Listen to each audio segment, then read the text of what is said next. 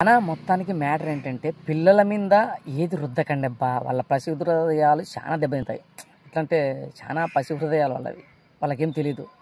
నేను చెప్పేది ఏంటంటే క్లారిటీ ఏనండి.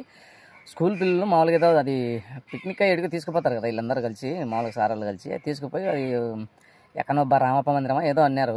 నాకైతే క్లారిటీ ఏం లేదు. ఇన్నాక కొంచెం బాధ అనిపించింది అంట. వాళ్ళు తీర కూర్చున్నారు, అన్న భోజనాలలో పెట్టుకున్నారు, అన్నీ అయిపోయినాయి. ఇంకా ఎదురుగా పెట్టుకుని తీర తినే టైంలో ఇతను మరి సమాజానికి ఏం మెసేజ్ ఇద్దాం అనుకున్నాడో ఏమో తెలియదు, కానీ ఇతనంగా విక్రమార్కుని లెక్క వచ్చి ఒకటి ఏమన్నాడు అంటే, మీరు తినకండి అమ్మా, తినకూడదు ఇక్కడ తినకూడదు అని చెప్పేసి అంతే. వాళ్ళు బిర్యానీ తెచ్చుకొని తింటున్నారు. అది కామన్ అయిపోయింది మామూలుగానే, మనం చేసేది ఏం లేదు. కృత్రిమంగా సంపాదించే చికెన్ తింటున్నారు, మనం ఏం చేస్తాం దాని సంగతి అంటే ఏదో దాని సంగతి అంటే వదిలేసేయండి. బిర్యానీ తిన్నారో తింటున్నా నాకు అదైతే కొంచెం అర్థం కాదు. కానీ కాకపోతే ఏంటంటే ఇంకా తినేటప్పుడు పసిపిల్లలను తినేటప్పుడు అట్లా ఆపడం మాత్రం చాలా తప్పు అనిపించింది.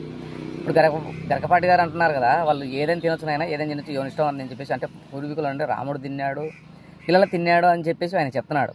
క్షత్రియులు వాళ్ళు తినొచ్చు అని చెప్పేసి ఆ మాత్రం ఇంగిత జ్ఞానం లేకుండా ఆయన చదువుకున్నాడో చదవలేదో, మరి చదివింటికి చరిత్ర తెలియదో ఏమో తెలియదు. కానీ ఇది పెద్ద బాధ అనిపించింది. పిల్లల మీద ఏది మతాలు రుద్దకండి అబ్బా, ఇది మాత్రం చాలా తప్పు. ఇది మన ఇండియన్స్ అయితే లైక్ చేయండి ఖచ్చితంగా. ఎందుకంటే నేను అన్నీ తప్పది. ఒకవేళ చెప్పుతో కొట్టినట్టు కామెంట్ పెట్టండి. ములాజెండర్ ఓకే రెడీ. Thank you.